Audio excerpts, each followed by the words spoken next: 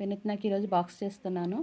Curry వచ్చేసి ఆలు టమాటా capsicum curry చేస్తున్నాను నా స్టైల్లో.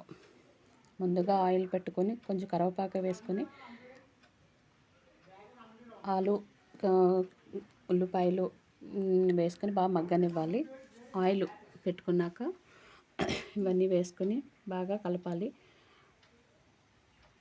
కొంచెం సాల్టు, కొంచెం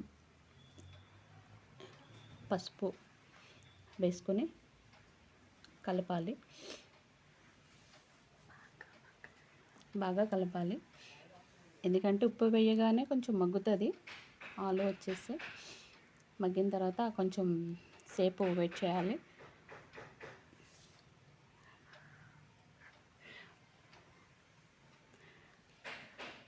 కొంచెం మూత పెట్టుకొని మగ్గిన తర్వాత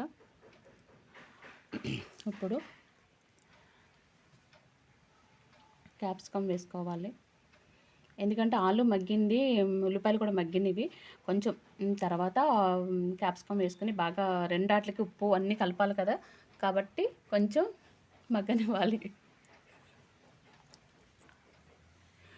బాగా మిక్స్ చేసుకోవాలి.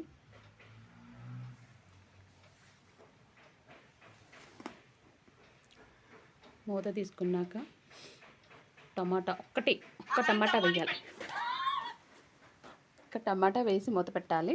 అంటే కలపకూడదు. మూత పెట్టిన తర్వాత తీసిన తర్వాత ఇప్పుడు కలిపి కొంచెం కారం, 1 స్పూనున్నర కారం,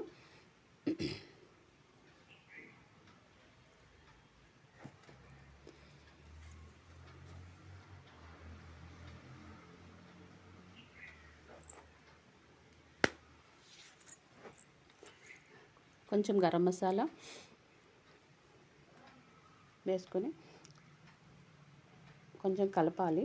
అన్ని ముక్కలకి కొంచెం పట్టాలి కాబట్టి కొంచెం కలుపుకుంటూ ఉండాలి. క్యాప్సికమ్ చాలా మంచిది. ఆలు కూడా కొంచెం పిల్లలకి చాలా టేస్ట్గా తింటారు కాబట్టి కొంచెం ఆలు కూడా వేసాను. కానీ నాకు చాలా ఫేవరెట్ టమాటా. చాలా చాలా బాగుంటుంది కర్రీస్లో అన్నట్లో, అందుకే టమాటా వేసాను. చాలా చాలా బాగుంటుంది కర్రీ వచ్చేసి. పిల్లలకి ఇష్టంగా అన్నీ చక్కగా కలర్ఫుల్గా ఉంటుంది కాబట్టి ఈ కర్రీ వేసాను. మా వినుగడికి చాలా ఇష్టం, కానీ కొంచెం కొంచెం కూరలు ఇప్పుడే అలవాటు అవుతుంది. విను అయితే కారం తినదు, కాకపోతే కొంచెం బాగా కారంగా కాకుండా కొంచెం కొద్దిగా కారం వేసి కొంచెం కూర పెడుతున్నాను. కొంచెం వాటర్ వేసి పోసుకోవాలి. వాటర్ పోసి కలుపుకొని కొంచెం మూత పెట్టుకోవాలి.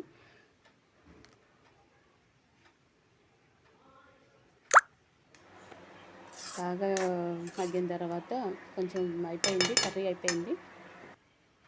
మా వినుగడు రెడీగా ఉన్నాడు ఇక్కడ. మా వినుగడు రెడీగా ఉన్నాడు.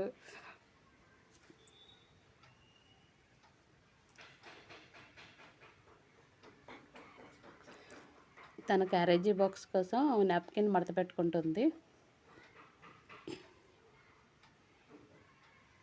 మా వినమ్మ చాలా గుడ్ గర్ల్. క్యారేజీ బాక్స్ కూడా చక్కగా సర్దుకుంటుంది. క్యాప్సికమ్, టమాటా, ఆలు, ఆవకాయ, పెరుగు, మీకు ఇష్టమైన పెరుగు. సూపర్. దానికి రైస్ కలిపి నేనే ముద్దల కింద పెడతాను. ఎందుకంటే కొంచెం అంటే డ్రెస్ అది చేంజ్ పాడైపోతూ ఉంటుంది కదా, అందుకే నేనే